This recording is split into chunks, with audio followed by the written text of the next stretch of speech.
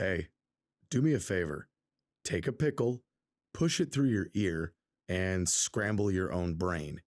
Congratulations, you've just played Eclipsium.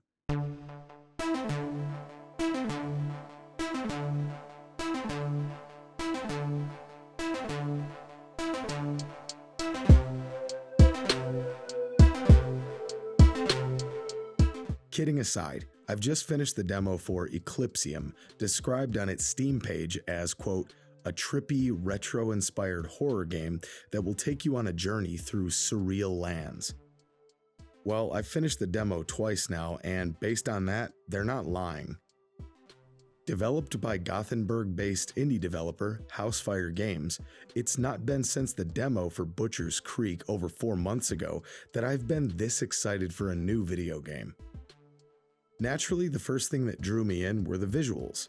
Now, admittedly, I'm a huge mark for low-res, retro-inspired games, particularly horror games, especially those with those Lovecraftian sensibilities. And, like Butcher's Creek, Eclipsium is being developed in Unity. So, the screenshots were alluring and got me interested, but in motion, this thing is gorgeous. One of the features listed on the game's page is, quote, painstakingly created hand animations. Again, there are no lies here, and I'm really kind of obsessed with the style. It has that classic point-and-click meets FMV charm, but it's also a clever way to remove the HUD. Instead of a prompt to click E, the hand reaches out to interact. It's cute, but it's also very immersive. If you stop and look, every now and then the hands will fiddle and make different grip shapes. The rest of the demo is packed with all kinds of striking imagery, such as the towering statue adorned with a giant beating heart looming large above a red lake. Just as good as the visuals is the audio design. Now, if you know my channel, you know how obsessed I am with sound design and gaming, so I don't throw that praise around lightly. I'd suggest playing this demo with a nice set of headphones. I promise you won't regret it. There's a lovely track that plays in the waiting room, the subtle howl of winds on the forest trail, there's a thundering occasional beat of the tower's heart, and there's a super creepy, crunching, squishy sound that plays when you close the eyeballs all over the cave walls. In particular, I really love the creaking of the dock wood and the heavy slushing of waves crashing against the shore.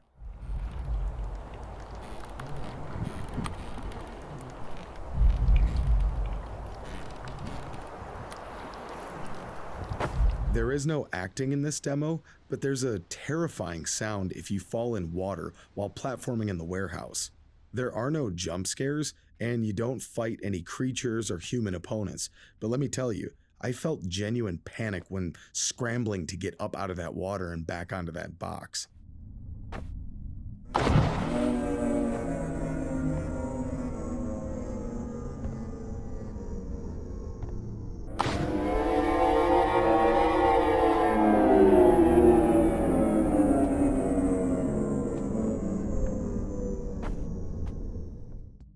Gameplay is simple, and in a weird way, it sort of kind of reminded me of Myst a little bit. Maybe it was the Valve turning puzzles, I don't know. It's not nearly as cryptic or as involved, so don't worry. So as for this demo, there is no combat, nor do you run from anything, and the only threats are falling into chasms and whatever is in the warehouse water. You do get an axe, but it's only used to fell a tree to make a makeshift bridge. In the cave, you get a candle, which is used to light torches that cause the creepy eyeballs to shut and to open up electrical panels to drop a gate so that you can progress. In the warehouse, you have to acquire valve handles to drain the water all the way down, one of which is locked behind hanging meat carcasses. Like the torch puzzle, this certainly isn't brain surgery, but I'm not a big fan of cryptic puzzles anyway, so I'm certainly not complaining.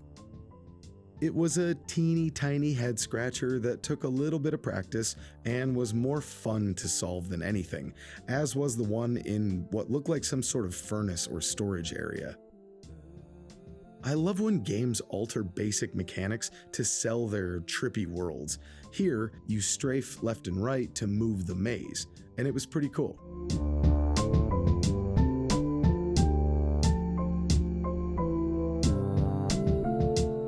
There isn't any what I would call obvious storytelling, insofar as there are no characters to interact with, no dialogue, and no manuscripts to find.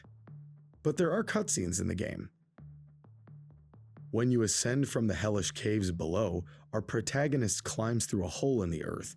Crawling and crawling, we see the perspective change to our hand from another angle, and it looks exactly like the self-titled System of a Down album. Fun fact. I saw System of a Down play that album live at Ozfest in 1999. I was 11 years old at the time. It kind of changed my life. Anyway, this is followed up with a badass scene of our character punching their way through an old pine coffin, like the bride in Kill Bill. For being inspired by such a retro look, these are snazzy and they're a lot of fun to watch, and I really hope the final game has much more of this stuff. Some people dislike when first-person games take away control, but hey, if we get more of these scenes, who's to complain? True to its advertising, the world often shifts around you in confounding ways. 1 minute you're on a boat sailing towards the tower, only for it to stall on the open water. When you check your motor and turn back to run through the cabin, you inexplicably pass through onto a cavernous warehouse. After retrieving the fuel near the end of the demo, you finish the voyage and make landfall. Walking along this dock, you'll notice your perspective begin to warp. In the game's marketing, the team described the world as non-Euclidean.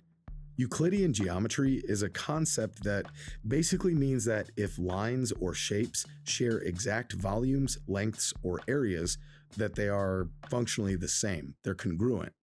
Eclipsium is not that.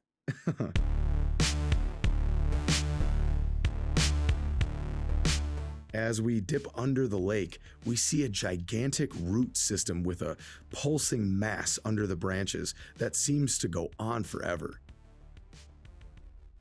And in the end, the demo of Eclipsium does what any good demo should do. It made me want to throw several US dollars at Housefire Games for the privilege of knowing more. My curiosity is at maximum, and I'm really looking forward to seeing where this goes from here. Will there be combat, dungeons? I don't know. But what I do know is that based on pure style and world building alone, I'm invested in finding out these answers when this game drops. If Housefire Games can pull off their vision, we could be seeing the new face of indie first-person horror. Keep an eye out for Eclipsium. Sir, you're making a lot of noise.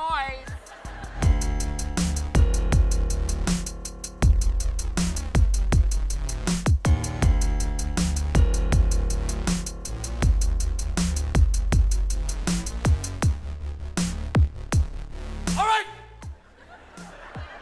Give me the plane or the bitch loses a cuticle.